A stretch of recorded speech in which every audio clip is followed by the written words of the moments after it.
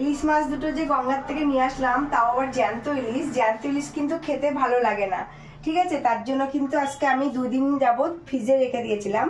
আর আমি না বটি দিয়ে কাটতে পারি না, তা আমি আজকে কাঁচি দিয়ে আর চাকু দিয়ে কীভাবে মাছটা কাটছি তাই ছোট করে তুলে ধরার চেষ্টা করলাম। আমি এইভাবে কাঁচি দিয়ে কিন্তু কাঁকড়াগুলোকে কেটে নেব।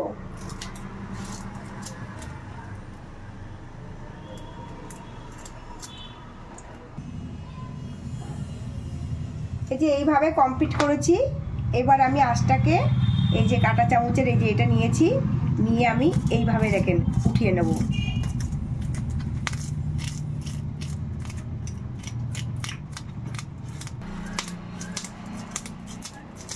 এই যে এইভাবে পরিষ্কার করে নিচ্ছি।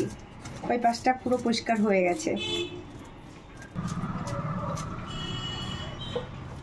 এই যে এইভাবে দুপাশেই কিন্তু আঁশ কমপ্লিট করা হয়ে গেছে, দেখতেই পাচ্ছ কত সুন্দর আঁশগুলো উঠে গেছে। এবার আমি একটু ধুয়ে নেব। ইলিশ মাছ ধোয়ার মানে আর কি কাটার পরে ধুলে ভালো হয় না বলে আমি কিন্তু আঁশটা ছাড়িয়ে তারপরে কিন্তু ধুয়ে নিচ্ছি।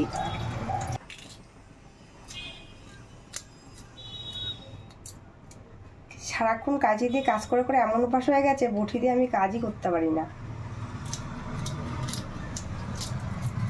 আমার মাছ টাছ কাটতে মানে কাঁচি দিয়ে ভালো লাগে।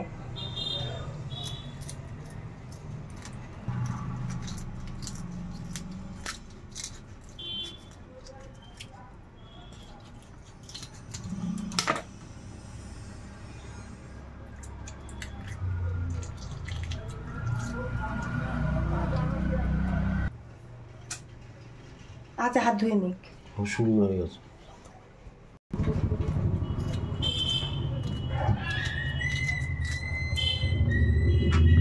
এইভাবে কাঁচি দিয়ে কেটে নিলাম আমি।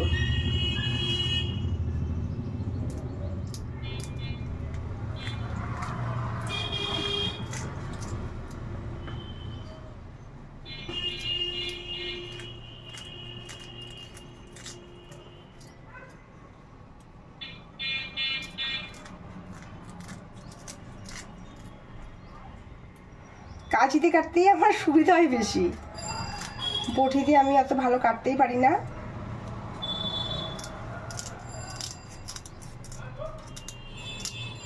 সেদিনকে একজনকে বলছিলাম তো যে আমি কিন্তু কাঁচি দিয়ে মাছ কাটি, বলছে তাই কি করে কাটো? তার জন্য আমি কিন্তু আরো দেখানোর চেষ্টা করলাম যে এইভাবে আমি কাঁচি দিয়ে কিন্তু মাছ কাটলাম। আর এক পিছু আছে, এইভাবেই কিন্তু আমি কাঁচি দিয়ে কেটে কেটে রান্না করব। গঙ্গার জ্যান্ত ইলিশ এখনো পর্যন্ত কিন্তু সে লাল লাল ভাব রয়ে গেছে। এই যে সুন্দর পিস করেছি আমি, কিন্তু চাকু ইউজ করিনি, দেখতে পারলেন সবটাই কিন্তু কাঁচি দিয়ে কাটার চেষ্টা করলাম বা কাঁচি দিয়ে কাটলাম, চাকু এক ফোঁটাও ইউজ করিনি। ভিডিওটা ভালো লাগলে লাইক করো সবাই।